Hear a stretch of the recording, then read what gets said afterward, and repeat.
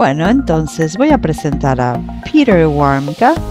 Es un orador, es autor, ha escrito un par de libros, es un ex funcionario de inteligencia de la CIA, es un hacker humano profesional, un ingeniero social, consultor en ciberseguridad, de inteligencia artificial y fundador del Instituto de Contrainteligencia, Counterintelligence Institute. Bienvenido, Peter. Muchas gracias por la invitación. Es un placer. Tengo una pregunta veloz antes de que se sume Stanley. ¿Cómo fue que entró a la CIA? ¿Por qué no les cuenta un poco de su background, de cómo llegó ahí? Wow, bueno, esta pregunta me la hacen bastante y si le preguntan a dos personas cómo entraron en la CIA, las historias serán realmente diferentes porque hay muchos caminos para entrar. El mío, que es muy interesante, yo estudiaba para ser un cura, pero esto fue hace mucho tiempo cuando entré en seminario en la escuela secundaria, cuando tenía 14, ¿no? Y exploraba las posibilidades de ser un cura. Y bueno, con respecto al currículum, es como cualquier secundario. Con 4 idiomas se puede tener alemán, que lo enseñaba este monje con barbudo, mientras que español lo enseñaba una joven muy atractiva y muy joven en México. Así que era obvio que iba a estudiar español. Y de hecho, fui excelente en español, era de estas cosas en las que uno podía ir progresando solo, tuvieron que crear más material para mí porque había leído todo lo que tenían, estudiado todo y bueno, como mis estudios en español y mis intereses en las misiones me hicieron formar parte de un viaje exploratorio para ir a las misiones en Nicaragua, gestionado por los padres capuchinos que tenían una misión en Nicaragua. Era 1977, fuimos en una station wagon a Managua, luego a la costa este, y fue la primera vez que salí de Wisconsin, así que pueden imaginar, fue realmente fascinante y decidí que quise volver en el 79, quería ir a trabajar directamente en Puerto Cabezas, donde tenían una misión.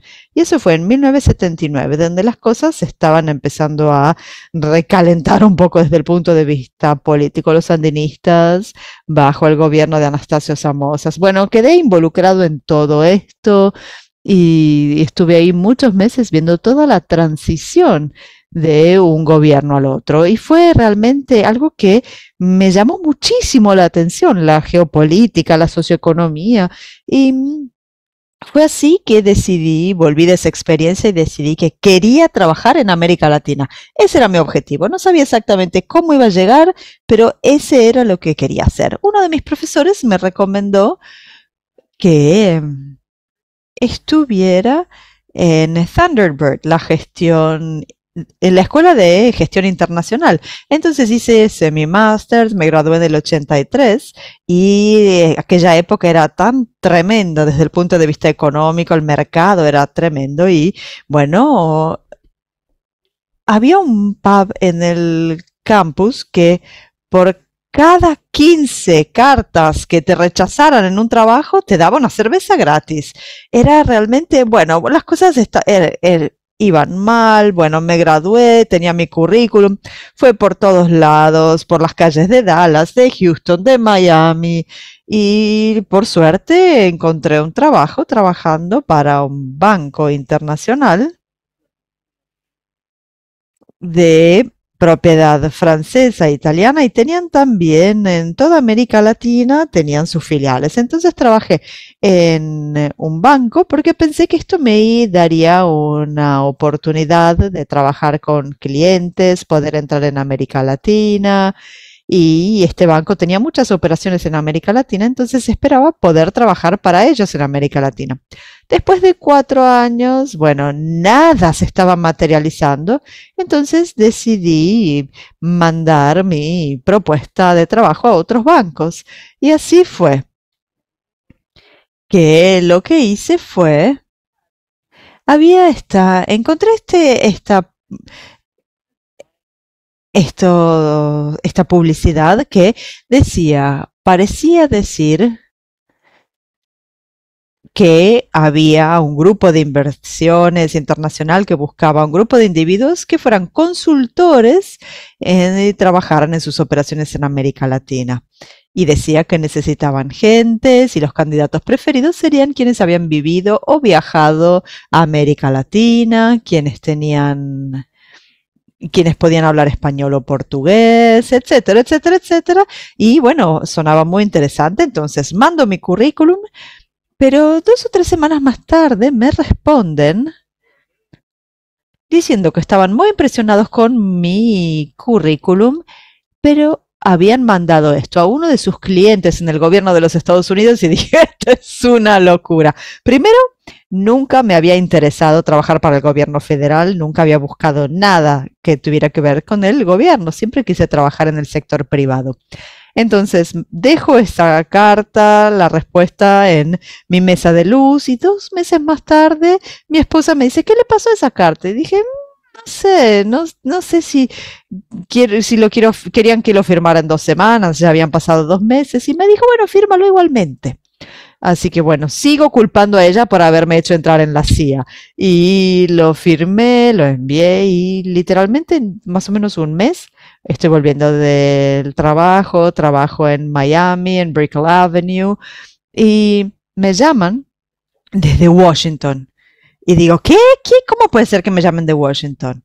Y mi esposa me dice, la mujer dijo que te va a volver a llamar a las 6. Esto, por supuesto, era un teléfono fijo antes de los celulares. Entonces, exactamente a las 6 en punto me llaman a casa. El hombre se identifica como una persona de la CIA. Tenemos una larga discusión y el proceso tomó más o menos unos 6 meses a 8 meses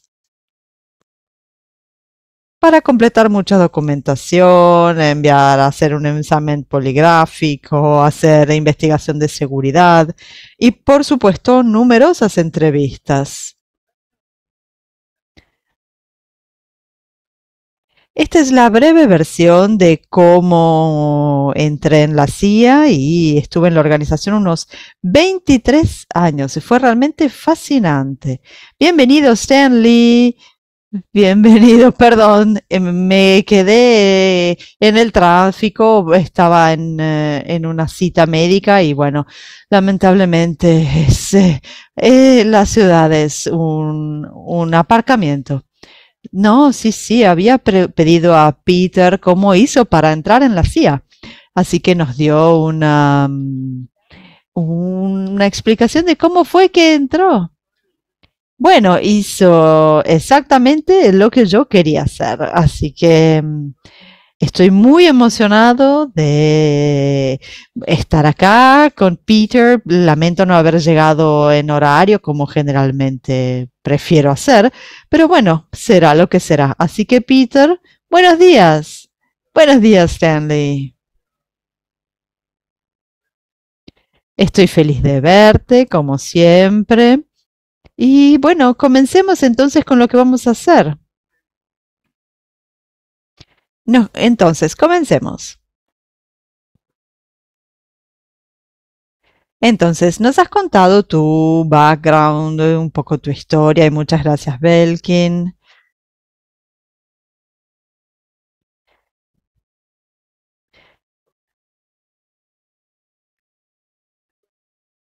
Pensábamos hablar sobre deepfakes y cómo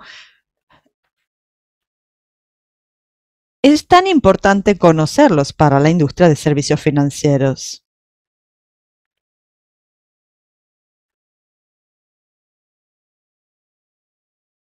Esto cubre AML, FATCA y la anticorrupción y las prácticas que, bueno, pensamos en todo esto, como saben, y estoy realmente interesado en entrar a la inteligencia artificial porque, por supuesto, tiene beneficios y también desafíos como amenazas. Y pienso mucho en amenazas porque viendo mi background y mi carrera, esta agencia de inteligencia, yo era un hacker social, un ingeniero social, donde veía cuáles eran los objetivos de interés, nuestros targets, para que yo pudiera penetrar la organización en la que trabajaban, para poder obtener los datos, la inteligencia. Entonces hice la transición de trabajar con la organización para ayudarlos a comprender cómo eran actores, grupos criminales, servicios de inteligencia, competencia industrial. Bueno, la metodología es lo mismo que yo uso cuando intento penetrar en una organización. Entonces, esto tiene dos partes. Primero, recolectar la información que está disponible en la entidad objetivo, así como los insiders potenciales que pueden ser nuestro objetivo. Antes se necesitaba mucho tiempo, no había mucha información disponible. Yo entré en esto antes de Internet y ahora hay mucha más información disponible gracias a Internet, pero con la inteligencia artificial se pueden recolectar los datos y es un multiplicador de fuerzas. Podemos tomar, por ejemplo, ChatGPT, seguramente todos los conocen.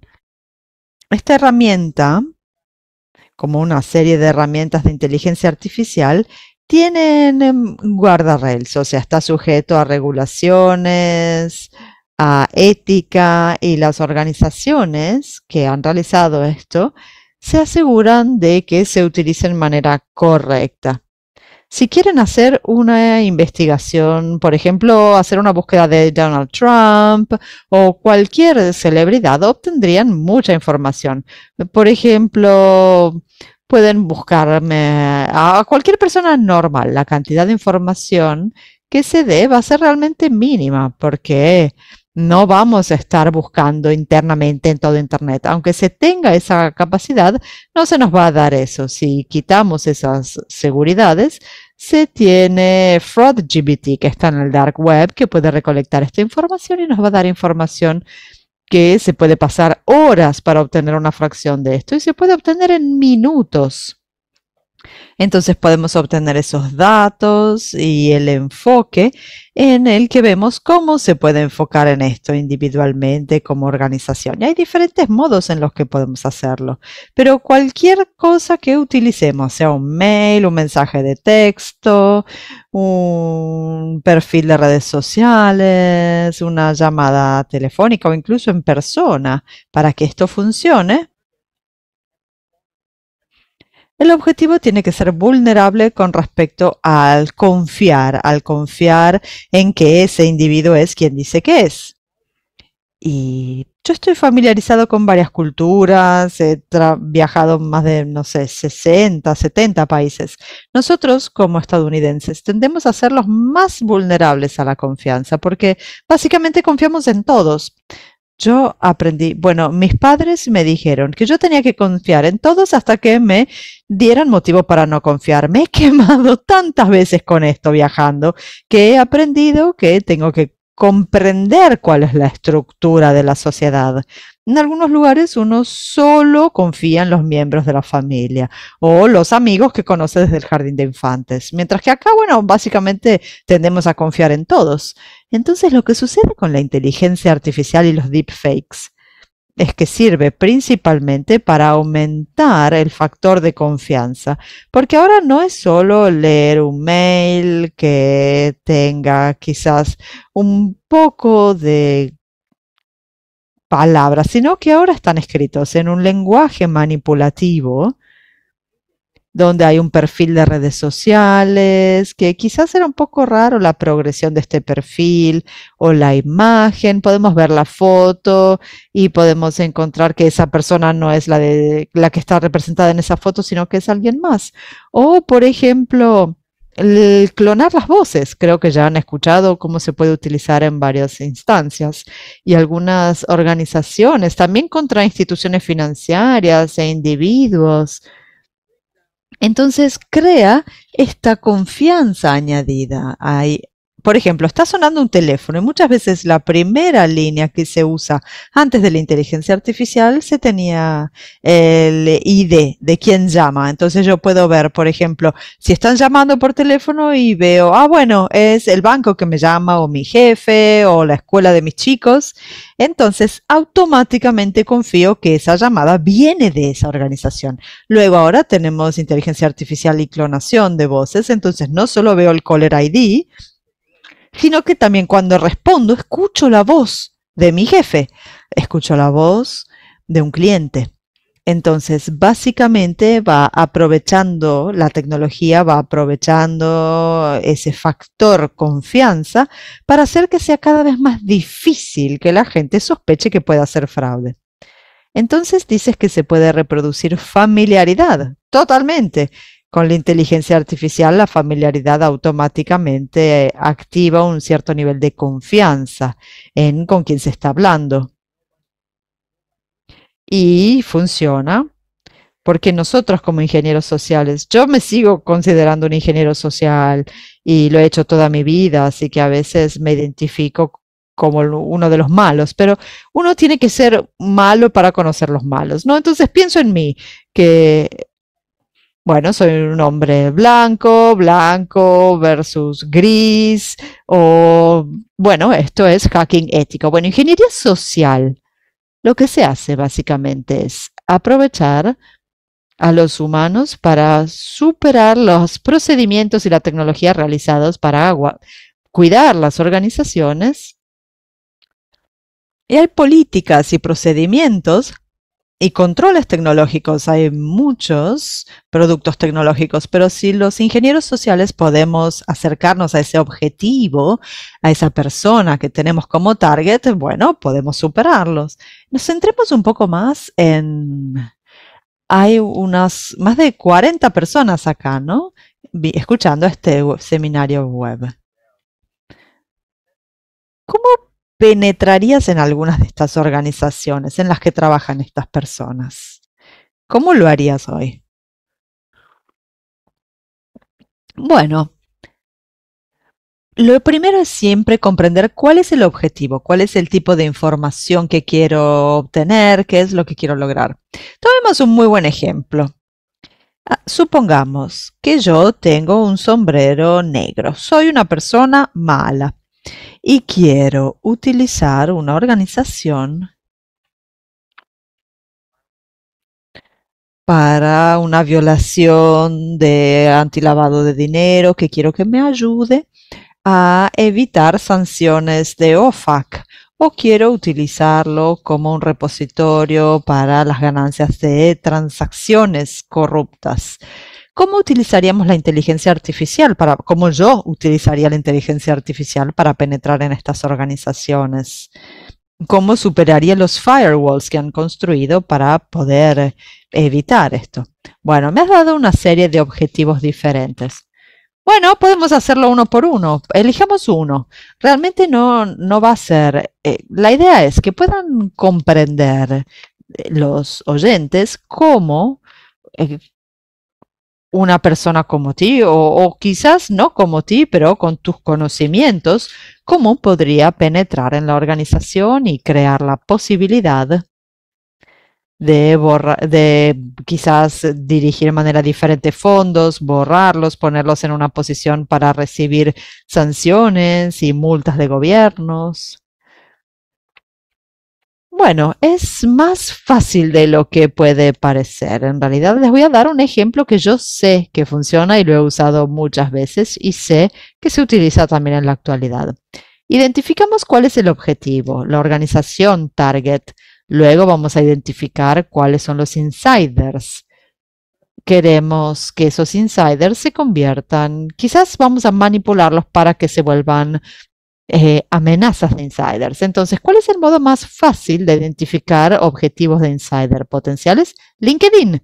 Es tan fácil de usar, puedo hacer las investigaciones en la organización, buscar el tipo de individuo según su puesto, su ubicación geográfica, su responsabilidad.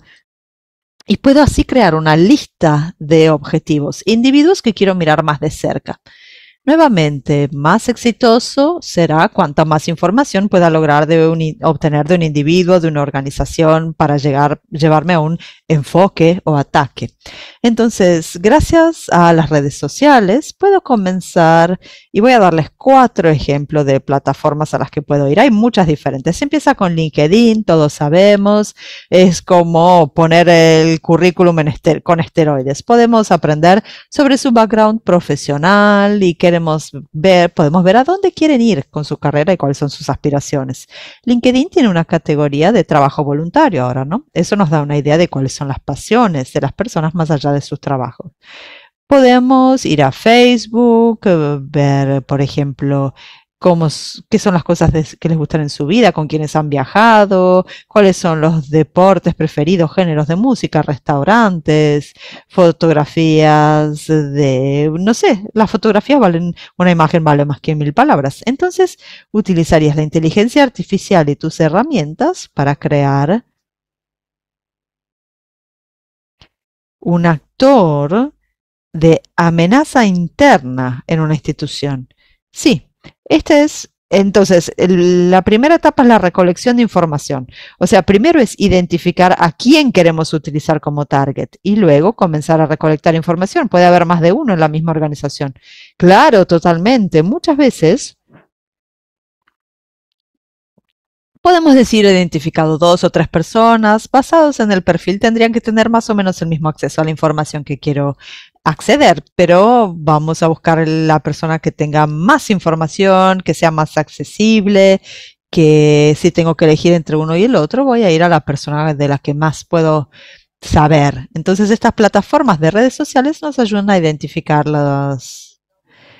un perfil de evaluación de personalidad, comprender cuáles pueden ser sus motivaciones, sus vulnerabilidades. Por ejemplo, X, podemos aprender también sobre qué están pensando, qué opinan. Es simplemente, bueno, Instagram, poner imágenes. Vean lo que voy a comer, cuál es el patrón de vida. Podemos, si queremos, podemos comprender dónde están. Podemos incluso encontrarlos en persona, según las fotografías. Entonces, les voy a dar una idea muy simple que funciona bien. Se llama esta persona y puedo decir que soy un reclutador ejecutivo. Ah, bueno, ¿cómo hice para ver? Bueno, tienen el perfil de LinkedIn, sé todo, los reclutadores hacen esto todo el tiempo, llaman a la gente según su perfil de LinkedIn.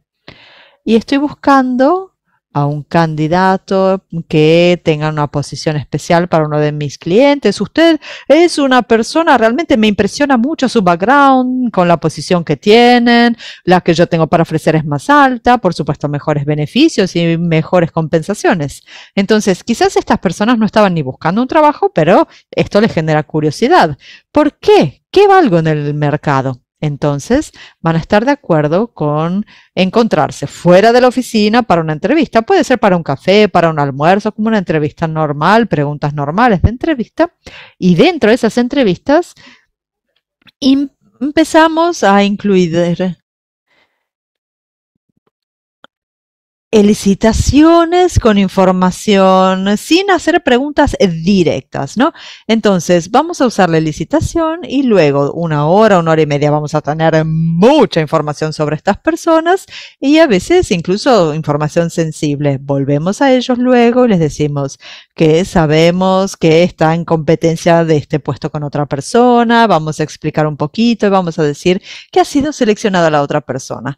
Y luego vamos a tener otra oportunidad, llamamos a otra persona que ha sido elegido y así vamos un poco desinflando su ego y empiezan como a molestarse y podemos decir, escucha, me decías antes que estarías interesado algún día en volverte un consultor freelance para la industria a medida que tengas más experiencia. Creo que hay una excelente oportunidad para que puedas entrar en esto ahora.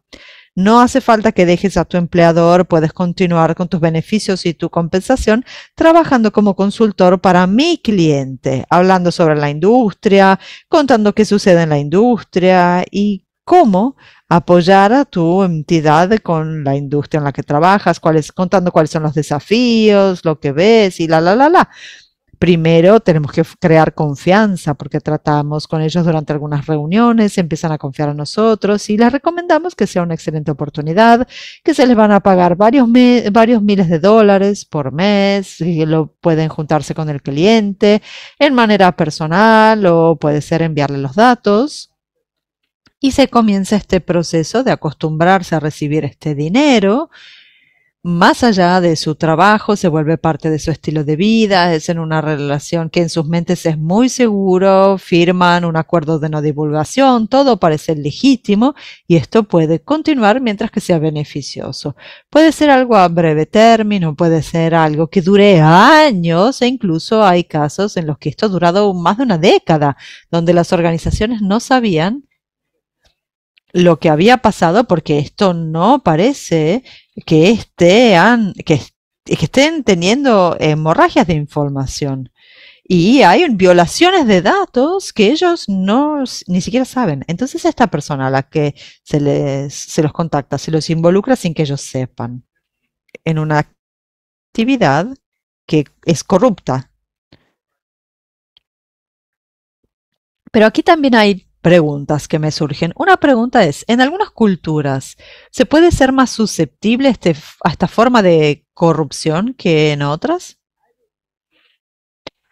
Diría que sí, porque creo que en particular en algunos países del tercer mundo, América Latina, Asia, es bastante común que los funcionarios gubernamentales hagan también trabajo de consultoría. Bueno, imaginemos entonces servicios financieros. Algunas culturas es donde sea más posible que esto suceda. O sea, los bancos son como castillos, como fortalezas, como silos de información.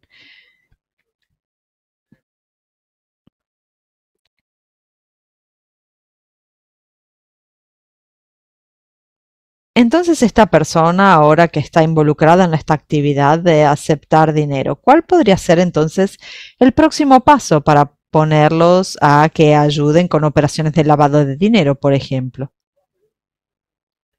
Bueno, para que puedan ayudar, por ejemplo, podríamos buscar a alguien del private banking. Y de hecho, en teoría, irónicamente, yo trabajo en private banking durante ya 4 años en Brightwell Avenue. Bueno, es un buen punto donde comenzar, aunque el private banking actualmente no es lo que era hace 20 años atrás, porque las regulaciones han cambiado. Y los bancos siguen ofreciendo lo que llaman un servicio personalizado, que es otro modo de decir private banking, pero el público no lo sabe. Bueno, generalmente no lo sabe. Entonces, mi pregunta es con respecto a esto, para que vayamos aprendiendo. ¿Cómo se hace para hacer que entre en private banking y luego se vuelva también una asistente o un ayudante en una serie de transacciones de lavado de dinero que normalmente no pediría, no alzarían las seguridades del banco, pero ahora sí. Bueno, hay una serie de factores que hace que los individuos sean vulnerables a cometer crímenes. Motivarlos. Y creo que tiene que ver con inicialmente hacer que hagan cosas donde están violando la ética, quizás están volviéndose cada vez más inclines y aceptan a romper la ley porque no es solo, bueno, estamos tratando con santos o pecadores. Y bueno, ¿y dónde entra la inteligencia artificial acá? Porque hay individuos que no van a estar felices con sus empleadores, que esto es fácil de identificar. Y ahora, por ejemplo, pensemos, ¿cuántas personas son leales en esta generación a sus empleadores durante toda su carrera? Es más una cuestión de transacción. ¿Qué tengo para dar y qué estoy recibiendo? Si encuentro otra oportunidad de hacer algo más, me va a beneficiar a mí. Y creo que esa lealtad, en particular durante el COVID, bueno, ha generado menos lealtad. Entonces es importante ver si esto está alineado, porque hay muchas áreas grises ahí. Bueno, entremos en ese escenario. ¿Cómo se entra en eso donde queda un poco involucrado en unas transacciones criminales y en el que eso de lavado de dinero son criminales? Entonces, ¿cómo se hace para que la persona siga este camino? Mostrar que lo que están haciendo, bueno, es desensibilizarlos con respecto a todo lo que se está haciendo acá está mal y va a ser dañino para cualquiera en particular. Quizás pueda ser dañino para la organización, pero ¿qué les importa de la organización? Les importa sobre ellos, sobre su familia. Entonces, darles seguridad de que no va a ser descubierto ni va a poder descubrirse, que van a poder hacer esto y una vez que superan esa línea, se vuelve más fácil seguir por ese camino. Entonces, superar ese primer paso inicial. Entonces, lo que estás diciendo es que tienen que cometer primero el primer acto, ¿no?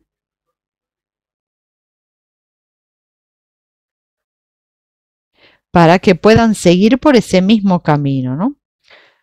Durante la evaluación, al desarrollar una fuente potencial, realmente tendríamos que intentar que les den algo que cruce esa línea, que puedan presentar ese documento para que ya hayan realizado algo. Esto es lo que quisiera que hicieras. Los traen con ustedes e incluso quizás pueden pagarles dinero y que lo hayan usado para lo que sea, lo han usado para otra cosa, para otro cliente. Esta información ha sido fantástica, muchísimas gracias. Quiero compartir contigo la compensación porque con lo que me has compartido me ha ayudado mucho. Podemos trabajar juntos como equipo. Bueno, entonces vamos al próximo paso. Estabas hablando sobre deepfakes y las instituciones financieras. Estás creando una identidad de algún tipo. No es una identidad real y utilizando su información para hacer que esa identidad pueda utilizarse para los propósitos de llevarlos por un camino que pueda llevar a un delito o a infringir las leyes o reglas de una organización o institución financiera. Entonces, por ejemplo, los pasaportes falsos se pueden utilizar para estas cosas, o los permisos de conducir falsos, o, por ejemplo, fotografías de grupos, puede que hayan estado en el mismo evento social con esta teoría de 6 grados de separación. Yo no sabía que estabas ahí, yo estuve ahí, y bla, bla, bla, y poder crear así una relación. Estas son cosas que se podría hacer. Sí, sí, por supuesto, son todas muy plausibles. Por suerte, existe una serie de productos de inteligencia artificial que se están utilizando específicamente para identificar estos documentos manipulados. Entonces tenemos inteligencia artificial utilizado por los actores de amenazas y también por las organizaciones para comprender qué es lo que se está haciendo con el uso de inteligencia artificial. Hay muchas herramientas que se están desarrollando para poder realizar también debidas diligencias con clientes, también tener los mismos productos que se pueden utilizar para hacer la debida diligencia de los individuos que queremos, a los que queremos hacer el onboarding. Esto me parece excelente. El proceso de onboarding para utilizar estas herramientas, si por ejemplo alguien, hay un país en este hemisferio que ha creado una ley para requerir a todos los bancos abrir cuentas de bancos de sus empleados. No todos los negocios, ¿no? Es donde las cuentas de bancos no eran tan comunes que decidieron que querían recolectar el dinero, ¿no? Todos tuvieron que abrir cuentas de banco para poder luego hacer los impuestos de los salarios. La parte lamentable de esto que vimos cuando se nos pidió nuestra opinión fue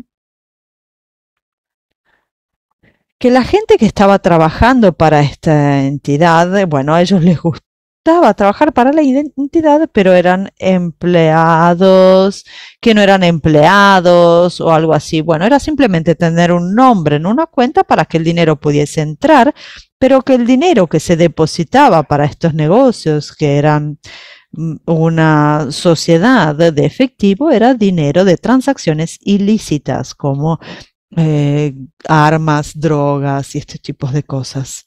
Esto Este país quería mejorar su imagen de antilavado de dinero, pero vista la necesidad de ingresos, se aprueba esta ley, entonces se nos pidió nuestra opinión y nuestra opinión fue que, bueno, es un gran vehículo para el lavado de dinero. Entonces, a lo que quiero llegar es que el onboarding, la parte de onboarding, cuando hacen un nuevo cliente abre una cuenta, ¿qué es lo que se sabe de ese cliente? ¿Qué se sabe sobre ese negocio? ¿Es un negocio nuevo? ¿Tiene un registro, una historia, un historial que se pueda controlar? ¿Y cómo se puede utilizar la inteligencia artificial para hacer una historia falsa y para hacer un background falso de esa persona? Bueno, antes que nada, se pueden crear personajes sintéticos. Ya existen algunos que se están utilizando en línea, en particular si miramos, por ejemplo, LinkedIn, Facebook. Hay personas que se crean utilizando la inteligencia artificial y están mejorando constantemente. También hay herramientas para identificar a estas personas falsas. Poder identificarlos, creo que tendría que ser fácil identificarlos y más que crearlos.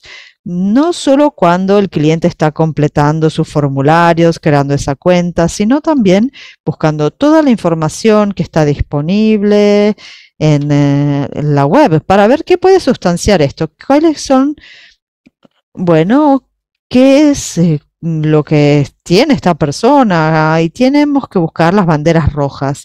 Tenemos que entrar en profundidad porque, bueno, parece que haya más allá que este individuo. Entonces, lo que dices es que la inteligencia artificial puede ser tanto una herramienta para crear una identidad falsa, como una historia falsa. ¿Ya? Y la inteligencia artificial en una institución financiera, en el momento del onboarding, por ejemplo, pero también otras situaciones, puede utilizarse con herramientas para combatir esto.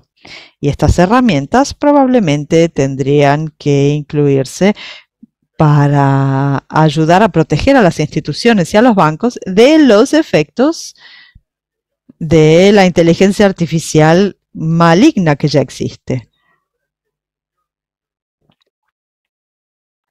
En tu experiencia, ¿esta familiaridad con las herramientas es algo bastante conocido? ¿Las instituciones lo conocen? ¿Están invirtiendo en esto? ¿Formando a la gente sobre cómo utilizarlo?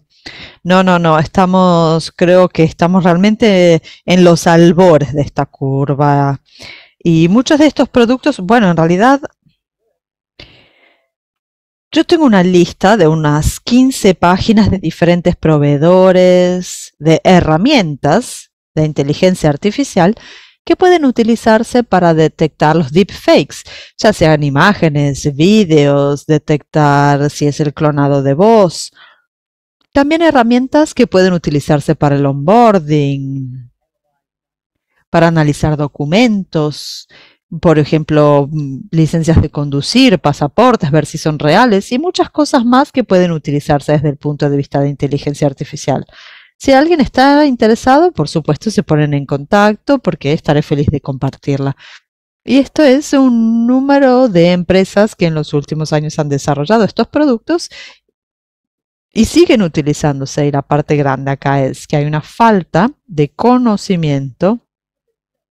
Y esto es un cambio grande para cualquier empresa, en particular en los servicios financieros, para empezar a mirar estas diferentes herramientas. Pero creo que no haya ningún otro modo. Vamos a tener que hacerlo, seguir ese camino y cuanto antes mejor, porque la curva de aprendizaje continuamente se está volviendo más amplia porque las cosas evolucionan tan rápidamente. Entonces recomiendo no solo comprender cómo los actores están utilizando la inteligencia artificial, sino también qué existe, qué está disponible. Algunas cosas son gratuitas para el público en general, mientras que otros son para venderlos a las organizaciones. Las herramientas se están utilizando, ofreciendo en algunos casos, trabajando también con estos proveedores que puedan ayudarlos a comprender mejor las diferentes amenazas que encuentran desde el punto de vista de qué hay que tratar, qué hay que cambiar. Entonces, dejando de lado las herramientas que existen, ¿no? Que son probablemente más simples porque son gratuitas, están disponibles al público en general, pero todas están disponibles, ¿no? Y supongamos que alguien quiere pagar. Entonces, la pregunta a la que voy ahora es,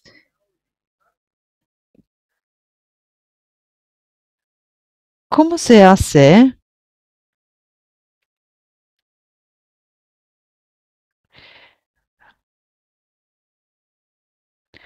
para asegurarse de que el aspecto promocional de estas herramientas sean reales?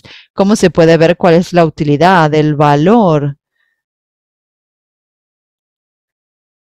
Porque es muy diferente de la TI. Esta comenzó con cientos de actores y sigue habiendo cientos y cientos de actores. Pero la gran parte de esto ha sido muchos actores y de muchos quedaron, digamos, unos 100 y se van evaluando, se pueden evaluar, son fáciles de evaluar. Hay una organización o grupo de personas que pueda evaluar estas herramientas. Si una institución quiere adquirir una herramienta para protegerse, ¿cómo hace para determinar el valor de la herramienta? ¿Va, por ejemplo, a la policía y pide ayuda para mirarlo o es una organización privada? Si hablamos de estándares para el antilavado de dinero, hay diferentes organizaciones en los Estados Unidos, la la Task Force de Acciones Financieras. Entonces, ¿qué existe? La realidad es que no tengo una respuesta para esto. No conozco si hay organizaciones específicas actualmente que estén en el proceso de evaluar estas diferentes herramientas. Lo que yo haría si me encontrara en una situación en la que quiero saber cómo evaluarlo, como cualquier cosa que consideremos comprar, tendríamos que mirar quiénes son nuestros clientes actuales en la misma industria, en el mismo sector, que actualmente están utilizando estas herramientas. Y voy a querer hablar con ellos, voy a querer aprender cuáles son las cosas que han encontrado como beneficios entre colegas en la industria, poder compartir la experiencia con un producto en particular. Y este probablemente sea el mejor modo, al menos mientras tanto, hasta que podamos comprender y encontrar alguna asociación que pueda ayudarnos a validar el producto, el modo de ver cuáles son las experiencias de los demás con el uso de estos productos. Entonces, para el uso validado de lo necesario, yo voy a decir lo que asusta un poco porque es inteligencia artificial. Y la inteligencia artificial generativa es un producto que debería aprender por sí mismo creando sus propias mejorías, ¿no? Estos productos, a menos de que vengan actualizados continuamente, regenerados y con suficiente feedback para determinar qué se está haciendo para evitarlos, no van a ser útiles por mucho tiempo. Entonces, mi sensación, y me pregunto si estás de acuerdo, es que si se va a tener un producto que sea generativo con la capacidad de mejorarse, porque la matemática, al crear los algoritmos matemáticos, permiten hacer esto, y entonces las seguridades para hacer esto sean tales por las que está diseñado para que puedan mejorarse sin convertirse en algo negativo. Creo que sea una herramienta fabulosa y creo que va a tener un efecto enorme y que ya está teniendo un efecto enorme en el mundo, pero creo que ya se está utilizando de manera incorrecta como cualquier otra cosa que los humanos crean. Hemos creado tecnología, armas y luego lo utilizamos para el lado tanto maligno como benigno, o a veces en el medio, que es un poquito de ambos. Pero me parece que vamos a tener que tener más regulaciones y con esto quiero entrar en la conversión mundial de agencias regulatorias, porque estamos viendo una convergencia regulatoria. ¿Y dónde va a estar la inteligencia artificial para ayudar a los reguladores y a quienes tienen que protegernos para aplicar estas herramientas? Vamos a ver un conjunto de herramientas que todos estén utilizando desde esa perspectiva, o quizás vamos a tener una serie de herramientas que puedan comunicar entre ellas. Es realmente una situación interesante. Y si comunican entre ellas, ¿qué significa para nosotros en servicios financieros? Una cosa que a mí me preocupa y que es que creo que estamos bastante retrasados, nuestros gobiernos, que no comprenden la inteligencia artificial y hay una regulación en los Estados Unidos en particular. Si yo estoy interesado en inteligencia artificial utilizada por actores malignos y cómo se crean imágenes que ponen a individuos en situaciones comprometentes o, por ejemplo, sean imágenes sexuales explícitas o un ejecutivo que está quizás pagando una coima a alguien o recibiendo una coima, claro. Entonces, no hay regulaciones federales existentes.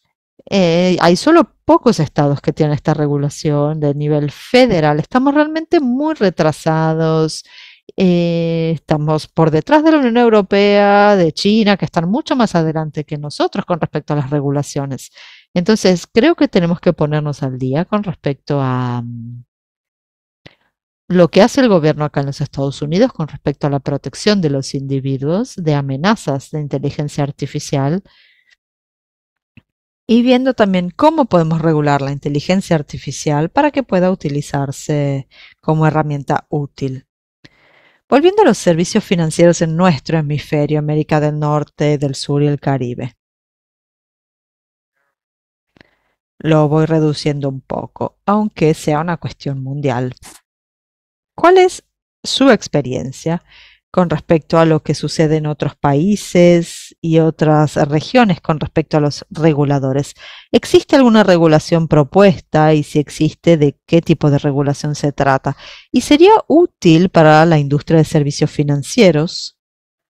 Bueno, una cosa que me viene en mente que seguramente diría en muchos casos es más proactivo y adelantado que los Estados Unidos, por ejemplo, Brasil.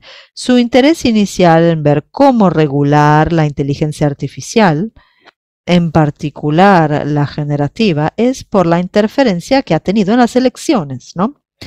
Y han visto esto, ha habido muchos casos en los que encontraron fake news, propaganda que se realizó utilizando inteligencia artificial y esto ha generado una disrupción en las elecciones. Entonces, la Corte Suprema en Brasil ha hecho mucho, incluso estableciendo para algunas organizaciones, como decíamos antes, cómo regular la inteligencia artificial, no solo desde el punto de vista de proteger a los civiles contra estas amenazas, sino también cómo podemos utilizarlo esto en la industria. Entonces, ¿han desarrollado algo para servicios financieros? No lo sé específicamente si lo han hecho.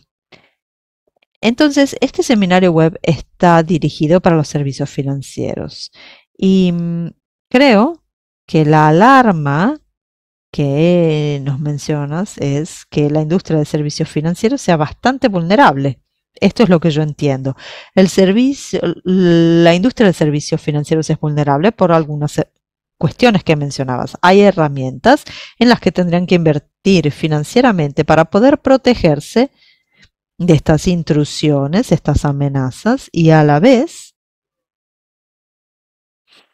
hay herramientas que continuamente se están desarrollando por actores que amenazan para poder superar estas herramientas. Entonces hay que tener una curva de aprendizaje y si quieren adquirir estas herramientas tienen que poder investigarla y ver si es adecuada para hacer lo que quieren hacer.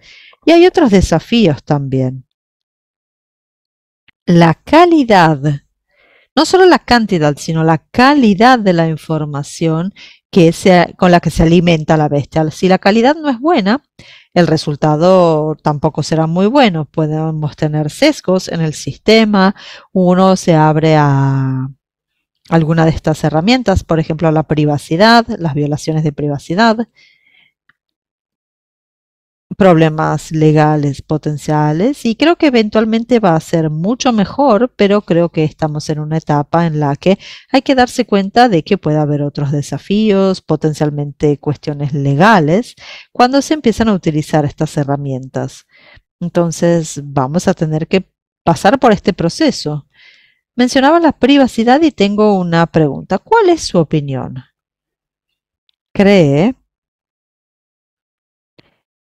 Bueno, es un tema muy grande en Europa, es una cuestión cada vez más grande en los Estados Unidos, con California liderando esta cuestión durante un tiempo ya. Y también es un tema grande en América Latina por la estructura financiera, la estructura corporativa, es justamente por motivos de seguridad que creo que sean adecuados. Y entonces, para poder lograr este nivel de protección del que estamos hablando, ¿va a haber un sacrificio en algún nivel de privacidad para los individuos?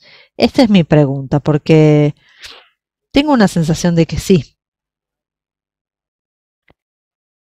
Creo que sin dudas va a haber. Y antes que nada diría que la mayor parte de la gente ya han abandonado su privacidad, la han dado sin ni siquiera pensar que lo han hecho. Cuando hablamos de privacidad, los individuos son los violadores más grandes de su propia privacidad. Si combinamos eso con, por ejemplo, cada par de meses me viene esta pregunta. He sido victimizado por una fuga de datos y los datos han quedado comprometidos. Y bueno, al menos 8 o 9 de esas cartas que tengo acá en mis archivos, bueno, toda esta información que las organizaciones, incluso algunas instituciones financieras, pueden ver esta información y luego, básicamente, todos los americanos han tenido la información comprometida. Y esto es cierto para toda la región, ¿no? Bueno, creo que en particular en los Estados Unidos, en Brasil, quizás también en otros países más pequeños no tanto, pero en la mayor parte sí. Sí, es un proceso continuo de desprivatización. Estamos llegando al final de esto, pero quería ver si hay preguntas que pudiésemos responder, si las hay, y por supuesto pueden hacernos saber.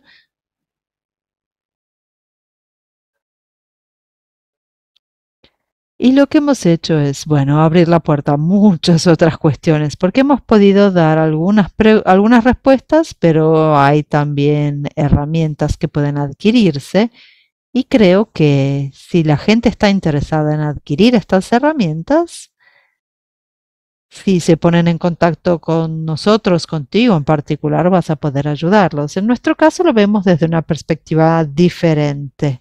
En muchos casos estamos ahí. Bueno, una vez de que ha terminado el baile, estamos ahí una vez de que ya se han realizado los daños para ver cómo la gente puede recuperarse. Estamos disponibles para ese propósito, pero no estamos acá para vender nada, sino darles información que ustedes como instituciones financieras pueden utilizar. Entonces, hay herramientas disponibles. Peter tiene una lista de esto, las puede compartir con ustedes de manera gratuita y pueden ver su propio proceso de análisis para comprender el valor de cada una de estas herramientas. Creo que dijo que tenía unas 15 páginas. Sí, y no estoy respaldando ninguna de estas. Exacto. Entonces, con esto voy a dejarle la palabra a marketing.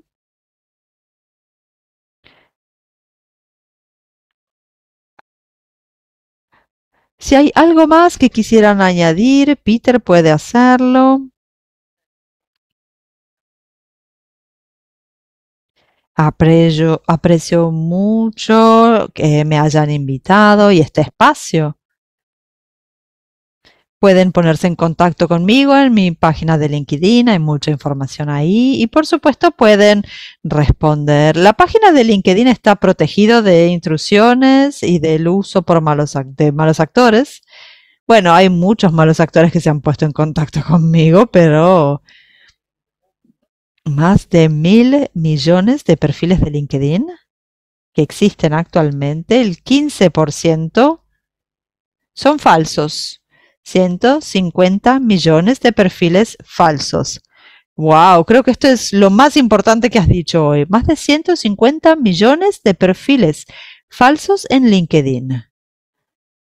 Y para las personas de servicios financieros, este es un número grande a considerar cuando traten con el onboarding y con algunos tipos de transacciones que puede que se pongan en contacto con ustedes. Ok. ¿Y cómo se determina si es un fake?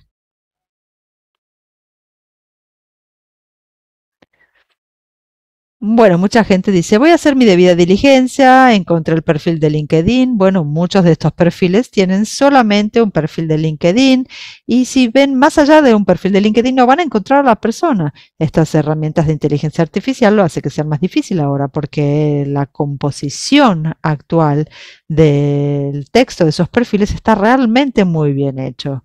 Entonces, antes quizás se podían encontrar incoherencias, pero ahora se vuelve más difícil determinar si son falsos las imágenes que se utilizan. Antes se robaban fotografías de otras personas. Ahora son imágenes únicas generadas por computadoras. Así que se está volviendo cada vez más difícil poder determinarlo si es un falso.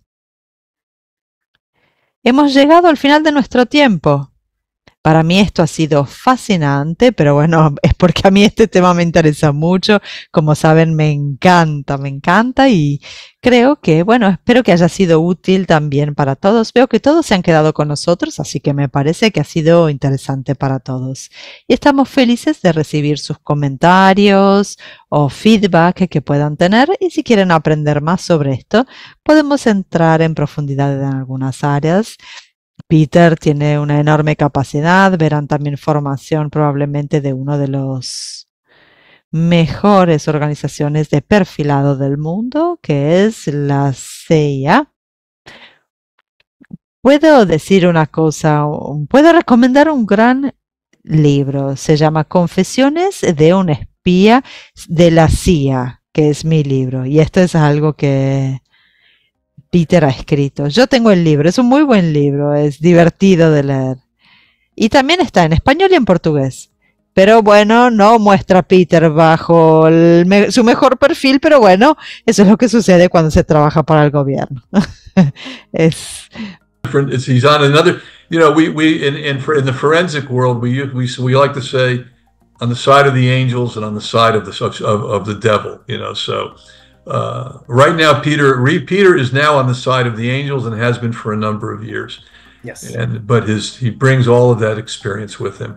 I'm going to say goodbye unless anybody has anything that they want to ask.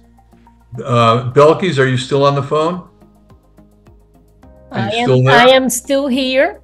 Is there anything that you'd like for me to add or like for us to add before No, you know, as always, we're going to have the recording of this webinar on our website. So if any of our participants would like to listen to it again, Peter, this was fantastic, very informative. And Stanley, you are, as always, amazing. Thank you so much. I have a question. Yes. It says from Anonymous. From Anonymous. Muy bien, gracias. Ampliar las páginas en búsqueda de AI. IA.